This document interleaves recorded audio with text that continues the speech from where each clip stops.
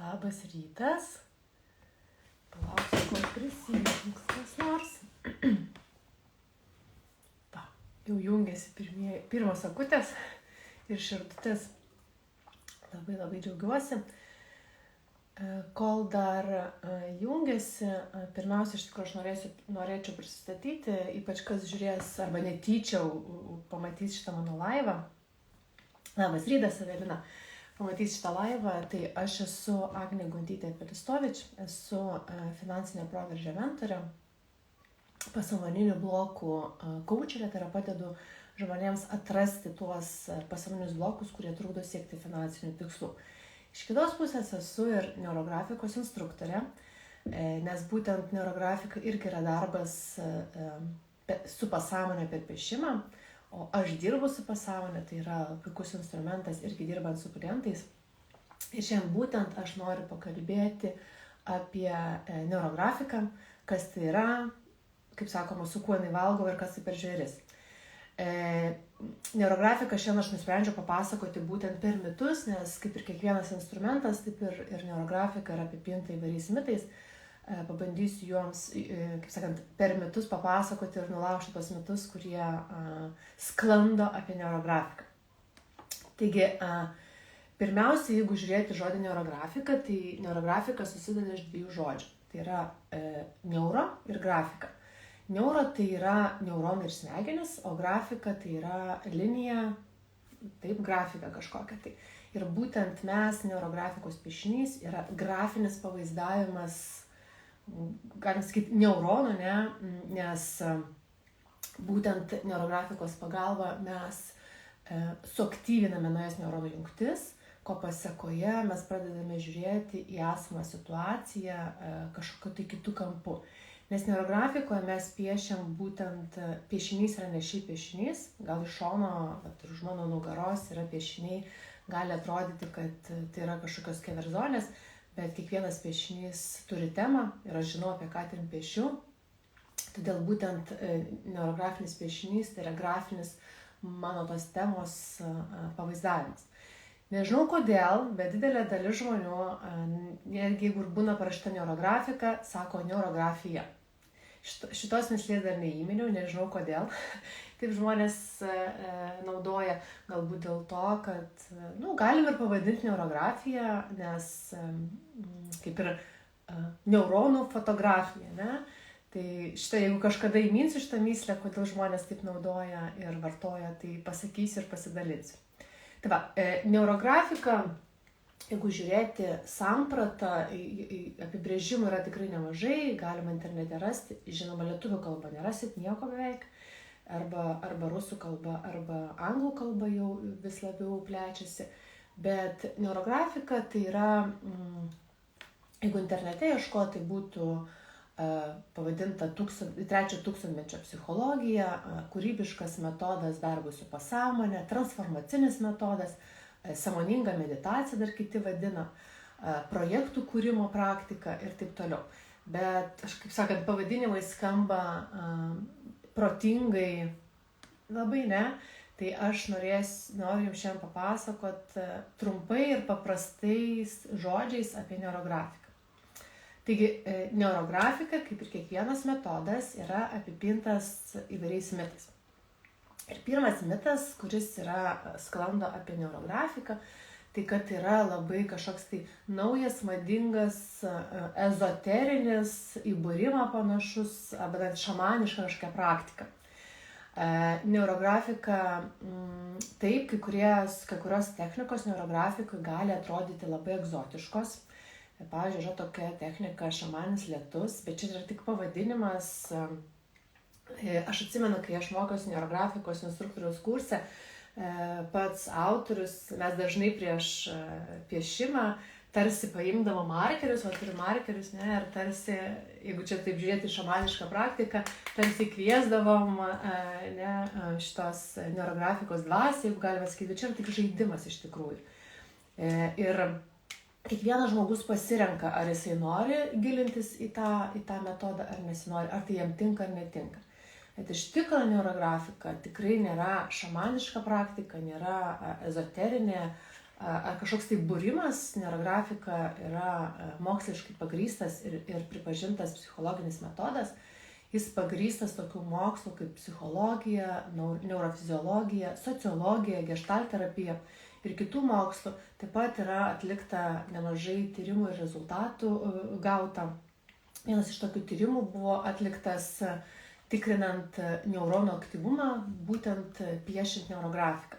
Pirmiausia buvo padarytas tyrimas smegenų ir tiksliau neuronų aktyvumo, kai žmogus nepiešia neurografikos ir paskui kai piešia. Ir tikrai neuronų aktyvumas labai stipriai padidėjo. Tai vat ir įrodo, kad neurografikos metu mes suaktyviname neuronus. Kai mes suaktyviname naujus neuronus, mes pradedame kitaip matyti, kitaip mąstyti, ateina suvokimai, insightai ir taip toliau. Tai yra perprogramuojama tarsi mūsų sąmonė. Ir iš tiesų neurografika tai yra gan naujas metodas, jis atsirado prieš 8 metus, gimtadienis yra 2014 metų balandžio 29 dieną. Ir neurografika yra gan sparčiai populiarėjantis metodas pasaulyje. Ir jo piešiančiųjų iš tikrųjų labai dabar sunku suskaičiuoti. Ačiū širdutės, matau širdutės. Ir labas rytas, kas nauji prisijungia. Metodas tikrai labai sunku paskaičiuoti, kiek piešiančiųjų yra neurografikos, bet paskutiniais duomenimis buvo gal virš 500 000 jau piešiančiųjų. Nemažai yra instruktorių, specialistų, kurie gali dirbti su žmonėmis. Piešia neurografiką daugiau negu 500 pasaulio šalyse, 15 kalbomis, ne, turbūt taip. Tai va, tarp jų ir lietuvių yra, ir kai aš baigiau neurografiką 2019 metais, tai maros tuo metu instruktorių mūsų buvo gal 3 berods, dabar jų tikrai yra daugiau, gal 10, nežinau, ar visi praktikuoja, nes kai kurie žmonės baigia neurografikos instruktorių kursus ir nedirba šito dalyko, bet tikrai jau Lietuvoje irgi daugėja neurografikos instruktorių ir netgi žinomumas neurografikos irgi auga. Nes anksčiau būdavo pasakydavai, kad esi neurografikos instruktorė, tai išsiplėsdavo akis ir sakydavo, kas neurografika, kas čia tokio. Dabar jau arba nugirdė kažkur, arba jau net ir pabandė būna. Tai va, ir metodo autorius yra Pavlas Piskariovas. Ir 2015 metais neurografikos metodas buvo užpatentuotas, 2018 metais buvo apginta pirmoji daktaro disertacija neurografikos metodo psichologiniai pagrindai ir 2019 metais būtent jinai buvo pripažinta mokslinio darbu. Ir pats autorius Pavlas Piskariovas irgi apsigynė savo daktaro disertaciją būtent šio metodo. Ir tų disertacijų dabar tikrai yra daugiau, aš jau nebesaku, bet vis daugiau ir daugiau žmonių apsigina tą daktaro disertaciją būtent šitą temą. Taip pat dar noriu paminėti, kad 2018 metais būtent ši technika buvo apdovanota nacionalinėme konkurse Auksinė psichika nominacijoje metų psichologinė priemonė. Ir kas domitės neuropsichologija, yra tokia tikrai nusipelniusi neuropsichologijos srities mokslininkė Černigovskaja. Ir būtent šito konkurso metu buvo komisijos narė. Ir jinai pažymėjo, kad būtent neurografika teigiamai veikia žmogaus psichiką, jo psichinę sveikatą, leidžia patenkinti visus savo poreikius. Taigi neurografika tikrai nėra tas pirmas mitas, ne? Kaip minėjau, neurografika nėra šamaniška ezoterija arba kažkoks būrimas, tai yra moksliškai pagrįstas metodas. O kad stebuklai čia vyksta, tai vyksta. Apie juos toliau. Taigi, einam prie antro mito. Antras mitas tai yra, kad neurografika tai spontaniškas širdutės, ačiū Jums labai. Neurografika tai yra spontaniškas arba meditacinė piešimo rūšis. Iš pirmo žvilgsnio visi piešimo metodai atrodo spontaniški, tai ką jaučiu, intuityviai piešiu, tačiau neurografika tikrai nėra. Nuliūdinsiu, gal kas galvojat, kad neurografika yra atsipalaidavimo metodas, meditacijos metodas. Tai iš tikrųjų sąmoningas transformacinis piešimo metodas, formuojantis naujas neuronų jungtis, naujas mintis, naujas įžvalgas. Ir šis metodas yra ne tik savęs pažinimas, bet ir savęs tobulinimas, naujų gyvenimo scenarijų formavimas. Tai yra sąmoningas piešimas. Tarsi mes dirbame su pasąmonė, mes būtent įlendame į pasąmonę, bet piešimas yra sąmoningas. Mes sąmoningai piešiame neurografinę liniją, mes sąmoningai piešiame figūras, tai nėra intuityviai. Nes kas yra neurografikoje, būtent linija, matote, neurografinė linija yra linija, kuri nekartoja savęs kiekvienoje savo judėjimo atkarpoje. Tai reiškia, kad būtent šitos neurografinės linijos pagalba jinai padeda tiksliau man išeiti iš stereotipinio mąstymo, pamatyti situaciją kitaip, nes kaip ir minėjau, kiekvienas neurografinis piešinys turi savo temą. Ir mes būtent piešimo metu mums ateina įžvalgos, ateina suvokimai, mes pamatome piešiamą temą kitaip. Jeigu mes piešime intuityviai, nesąmoningai, o tiesiog paleisime liniją kaip yra, po kurio laiko jinai bus tokia vienoda, tos bangelės, ne? Ir jeigu suskirstumėm atkarpomis, jinai yra vienoda, tai yra mes neišeinam iš stereotipinio mąstymo. Tai neurografinė linija yra sąmoningas piešimas. Taip pat neurografika iš tikrųjų yra praktika. Ir tai reiškia, kad reikia dėti pastangų, nes dažnai žmonės galvoja, čia ateisiu, pamedituosiu, bus labai faina. Taip, galit pamedituoti, ypač apvalinant būna mano klientai, dažnai sako, kaip faina, čia tokia meditacija. Taip, mes galim piečiant užsidėti muziką ir kaip sakant, pakaifuoti nuo to, bet, kaip aš sakau, reikia dėti pastangų ir čia yra darbas.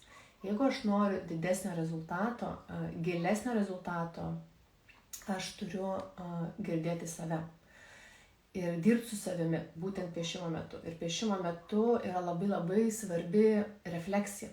Tai aš piešiu ir aš kiekvieną kartą klausiu savęs, nes mes piešim pagal tam tikrą algoritmą ir kiekvieno žingsnio metu aš tas klausiu, ką aš dabar jaučiu, kokie mano kūno pojūčiai, kokios mano mintis. Ir jeigu dar žmogus tai užsirašo, tai yra dar stipriau ir būtent naudotojo kurse aš jau reikalauju užsirašyti refleksiją. Kai mes piešim per terapinės grupės, tai aš tik paminiu, kad užsirašyti reikėtų, bet refleksija yra labai labai svarbi būtent neurografiko. Taigi tas mitas, kad neurografika yra spontaniškas ir meditacinė piešimo rūšis, tikrai ne. Tai yra praktinė, tai sąmoningas piešimas, tai yra praktinis metodas ir čia yra įdėti darbą, nes kas eina sąmoningumo keliu, tikrai žinote, kad kai mes einam į gilį į save, mes kartais būna tikrai skaudu ir neskanu ir žmonės ten nenori eiti, bet jeigu aš noriu rezultatų, tas darbas reikalingas ir labai labai svarbus. Tai va, einam toliau. Trečias mitas. Jeigu bus kokių klausimų, tai klauskite, aš atsakysiu. Aš jau kartais būnu susikaupiu į kalbėjimą ir pamirštu žiūrėti į šitos komentarus, bet tikrai pasistengsiu taip daryti. Tai va, trečias mitas dar sklandantis apie neurografiką, kas pamato, ne, dėvė čia kažkokios keverzonės, aš tokius piešinius piešiau ir mokykloje, ne, ką čia reikia mokėti. Gal kažkas panašaus vizualiai ir piešia, dažnai, pavyzdžiui, gal atsimenat save, būna, pavyzdžiui, susirinkimai arba kažkur sėdėm ir mes paraštėse, va net mokyklai piešdavom paraštėse kažką tai. Taip galima tai traktuoti kaip neurografikos užuominas, bet tai yra nesąmoningos keverzonės. Tikrai mokykloje niekas negalėjo dar mokytis šito, jeigu mano metų arba šiek tiek jaunesni, nes šis metodas sugalvotas yra 14 metais ir neurografikoje yra naudojamos iš tikrųjų originalios grafikos technikos ir specialūs algoritmai. Būtent neurografika iš vienos pusės yra labai struktūruotas metodas, iš kitos pusės yra kūrybiškas ir laisvas. Ir kuriant neurografinį piešinį laikomasi tam tikrų taisyklių, tai yra vadinamas bazinis algoritmas, yra punktai ir pagal kuriuos kiekvienas piešinys yra laikomasi to bazinio algoritmo. Tai yra struktūra. Ir tikrai vaikystėje tokių dalykų tikrai negalėjote piešti, arba negalėjo piešti tie, kurie žmonės taip sako. Taigi netgi ir dabar tam reikia specialiai mokytis būtent neurografikos. Neurografikos, tai jeigu apie mokymąsi, tai yra 3 pagrindiniai laipteliai. Pirmas laiptelis yra naudotojo kursas, kuriame žmogus mokosi dėl savęs, tai yra jis išmoksta pagrindus, išmoksta teoriją, supranta metodiką ir tada jau gali naudoti savo reikmėms, tai yra piešti savo. Antras laiptelis yra specialisto kursas, kai jau žmogus pabaigęs jį gali šį instrumentą naudoti dirbant su žmonėmis. O trečias laiptelis jau yra neurografikos instruktorius, kai jį baigęs aš tada, kaip aš galiu mokyti neurografikos, kurti savo technikas, savo kažkokius tai technikas ir jas panaudoti savo kursuose ar kitur. Tai va, tai trečias mitas, kad yra keverzonės ir kad piešiau mokykloje, tikrai to nebuvo, nes jis tikrai jaunas ir yra iš tikrųjų struktūruotas šitas metodas. Einam toliau. Ketvirtas mitas, tai yra neurografika tinka ne visiems. Tai yra reikia mokėti piešti. Gali atrodyti iš tikrųjų, kad neurografikai reikalingas meninis talentas, nes aš, pavyzdžiui, piešti nemokėjau, aš atsimenu vaikystėje tik tai labai tokį grybą atsimenu, aš mokėdavau kopijuoti, žiūrėti į piešinį ir nukopijuoti. Ir aš piešti visiškai nemokėjau ir galvojau, nu čia jau ne man. Bet kažkaip nuėjau, tai vat piešiniai iš tikrųjų keičiasi, tai yra irgi praktika. Pradžioj, kai mes irgi vat piešiu, dažnai klientai sako, Jėzus, jūsų tai piešinys, tai gražus, mano tai nesąmonė. Tai pradžioje gali atrodyti, kad jūsų piešinys, na, aš galiu parodyti savo piešinį pirmą, tai jisai jau nekoks. Va, pavyzdžiui, mano pirmas piešinys, nu, čia vieni iš pirmųjų. Čia visiškai nelabai yra neurografikos, ypač šitam. Bet aš bandžiau, aš mokiausi, nes perprast neurografinė linija yra reikalų, bet žinot, ką pastebiu paskutiniu metu, kai ateina žmonės piešti, nežinau, gal keičiasi dabar smegenis va žmonės, ar kaip čia išsireiškus, tikrai daug geriau išeina, negu man šitam piešinį, kurį parodžiu. Tai va, tai ir dažnai žmonės galvoja, kad neurografika reikalingas kažkoks tai meninis talentas, ar bent kažkokie tai pagrindai piešimo, įgūdžiai kažkokie tikrai nereikia. Ir šitas metodas tinka absoliučiai visiems, ir nesvarbu, ar jūs mokat piešti ar nemokat piešti.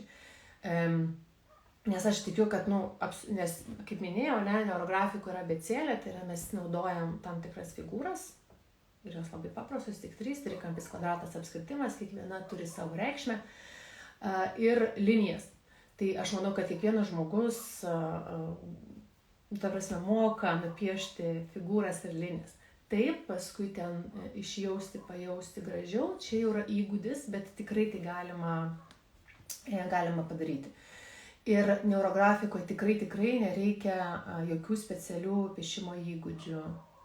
Aha, Daiva rašo, ir bijau neurografikos, nes nemoku piešti, bet pabandžiau pas tave, supratau, kad tikrai neverta bijoti. Nu taip, kaip ir sakiau, mes pradžioje turim tų įsitikinimų, kad man čia reikia piešti ir taip toliau. Ir čia esmė iš tikrųjų yra neurografiko. Ne kaip piešinys išeina. Ir objektas yra ne pats piešinys, o svarbiausia esu aš, tai yra piešiantysis. Kas vyksta su manimi to piešimo metu. Nes aš ne šiaip piešiu, aš piešiu su tam tikra tema. Ir būtent kas vyksta su manimi, kokios emocijos, kokie kūno pojūčiai, kokios mintis, gal kokie insightai ateina, kokios idėjos ateina, galbūt kažkokie suvokimai ateina. Tai va čia yra svarbu, o ne pats piešinys. Taip, idealiausia, kad pabaigus piešinį man piešinys patiktų ir keltų teigiamas emocijas, bet tai tikrai nėra ženklas, kad viskas aš nemoku piešti, jeigu man nepatinka piešinys. Jeigu man nepatinka piešinys, reiškia šita tema yra aktuali, kažkas mane dar erzina, reiškia šitas piešinys man iškelia kažkokią tai emociją, kažkokią tai galbūt emociją susijusi kažkokią tai situaciją ir tai aš vėl galiu dirbti ir pradirbinėti. Tai yra tik tai laiptelis į kažką tai. Ir neurografiko, kaip sakiau, nereikia tikrai mokėti, turėti specialių įgūdžių, kiekvienas darbas yra unikalus. Netgi aš piešiant niekados nepakartosiu tą pačią netgi temą, nepakartosiu, nupiešiu tokio pat piešinio. Visų piešiniai irgi labai skirtingi. Tai braižas gali būti matytis, pavyzdžiui, čia Agnės piešiniai, čia Daivos piešiniai, čia dar kažko gali matytis, bet jie yra visi skirtingi, nes visų pirma ir tema skirtinga, ir tuo metu mano būsena kitokia. Ir jeigu aš ne pirmą kartą apie šitą temą, jau pas mane viskas keičiasi. Taigi, yra tas įsitikinimas, kad nemoku piešti, tai yra tikra netiesa, tiesiog imt, bandyti ir daryti. Ir neurografikos piešinių grožis iš tikro pasiekamas ne dėl ypatingų įgūdžių, bet dėl būtent tų natūralių figūrų linijų harmonijos. Ir tai tikrai nėra sunku, tiesiog paimti markerį, paimti pieštukus ir pradėti. Tai toks mitas, kad neurografika ne visiems, tikrai netiesa.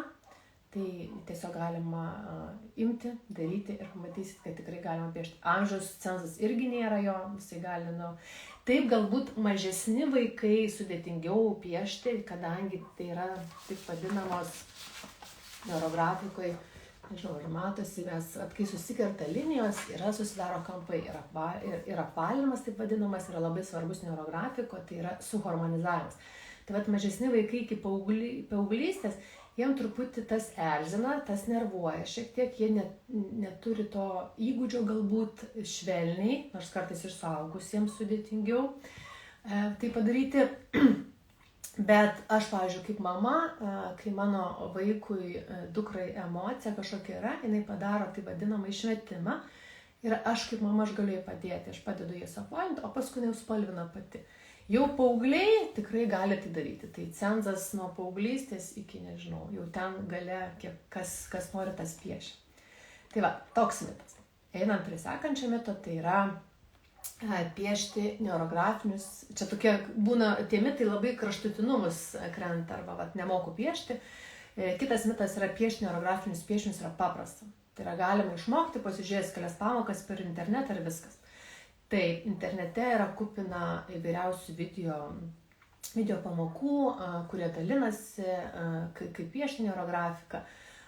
Taip linijos atrodo lengva nupiešti.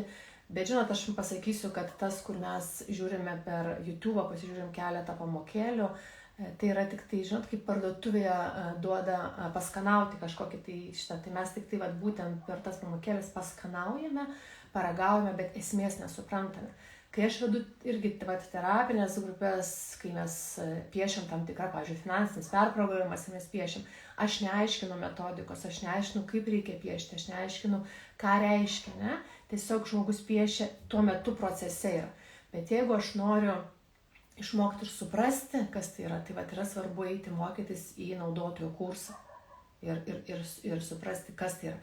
Nes, netgi vakar ar užvakar, man rodos, gavau žinutę iš klientės, sako, aš jau mokausi savarankiškai, man atrodo viskas gerai, bet supratau, kad dar kažko man trūksta, aš nežinau gylio.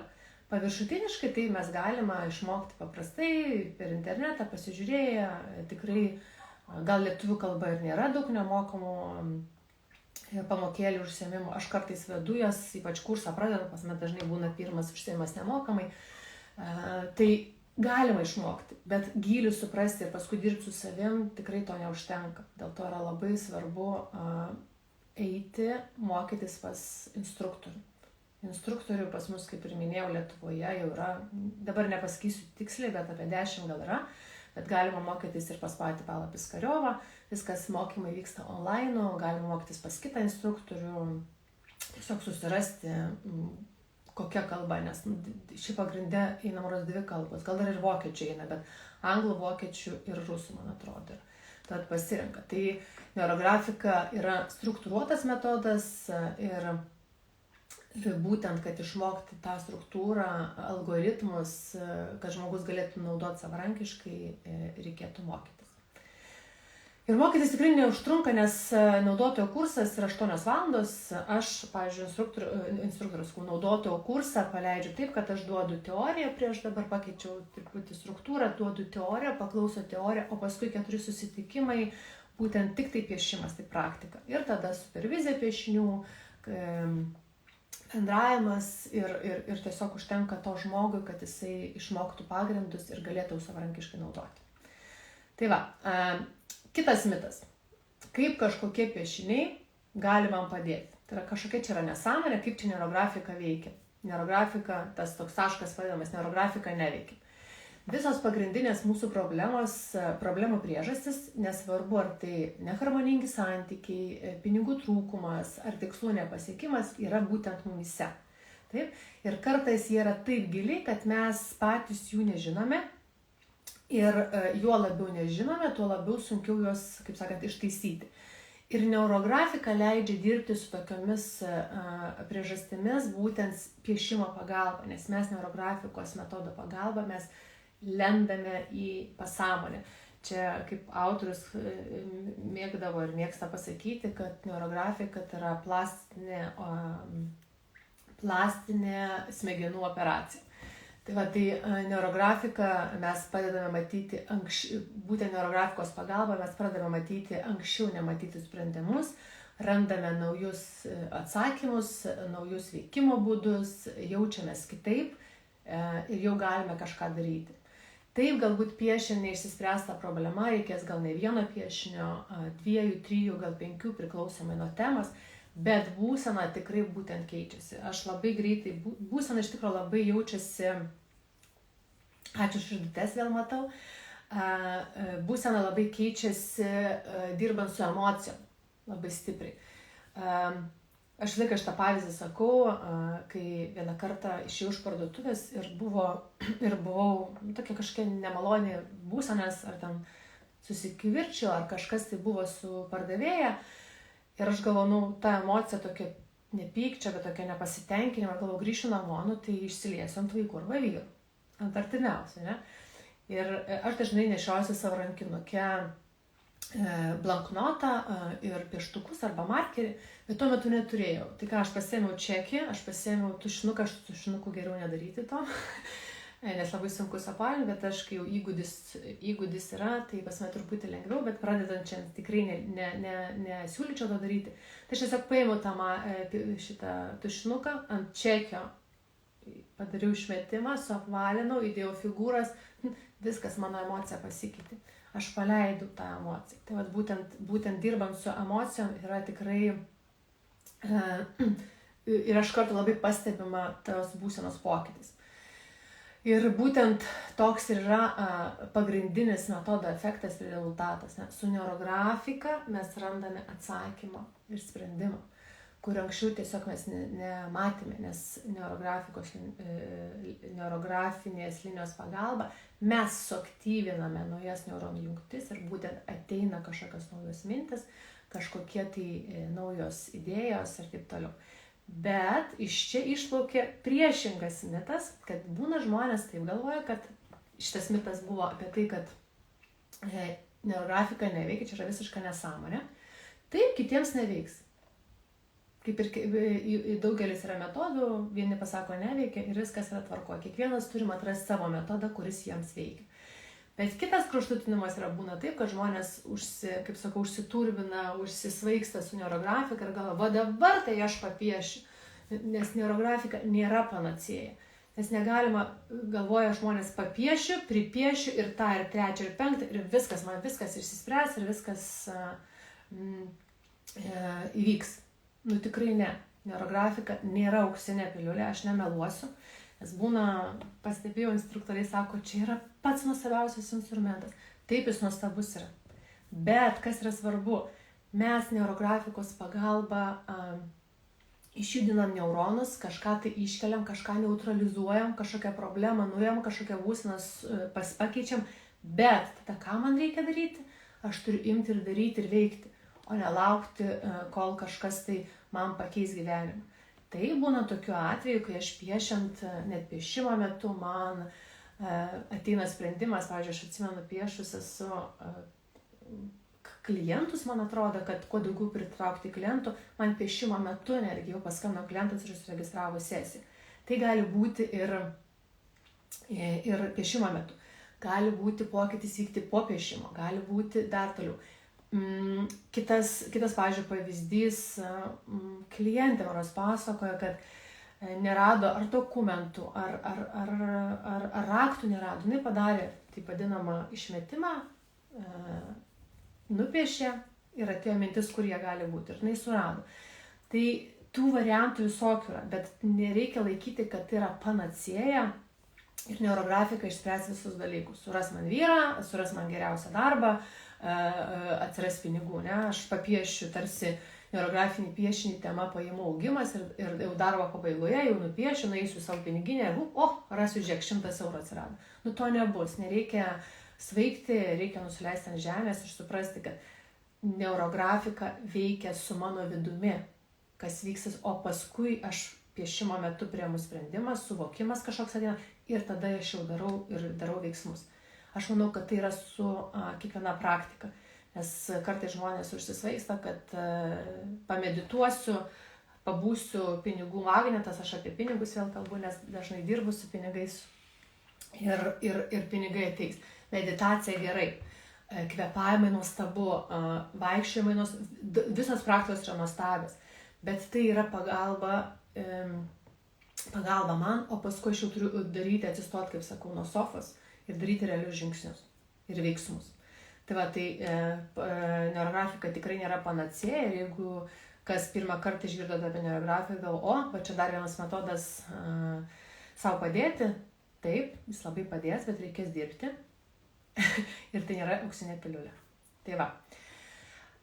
Kitas mitas dar yra, kad norint piešti neurografiką, ją naudoti, tiksliau neurografiką, reikia turėti kažkokių tai psichologinių žinių.